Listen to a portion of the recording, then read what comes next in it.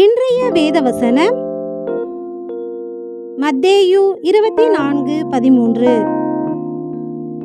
முடிவு பரியந்தம் நிலை நிற்பவனே ரட்சிக்கப்படுவான். ஆமேன். வேதத்தில் யோவான் ஸ்நானன் தூற்றுக்கூடை அவர் கையில் இருக்கிறது.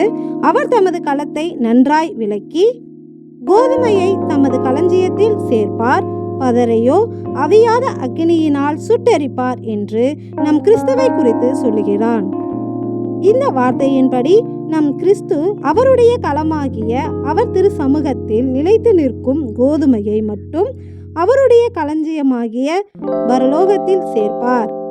களத்தில் காற்று அடிக்கும் போது காற்றுக்கு வாட்டமாக பறந்து செல்லும் பதரையோ அவியாத அக்கினியில், அதாவது நரக அக்கினியால் சுட்டெரிப்பார்.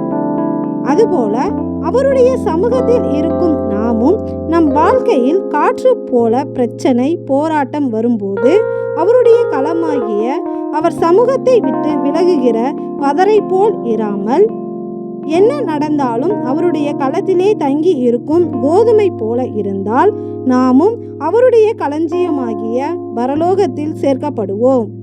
எங்களை உம்முடைய களஞ்சியமாகிய பரலோகத்தில் சேர்க்கும் எங்கள் பரிசுத்தரே, உமக்கு நன்றி செலுத்துகிறோம். நன்றி.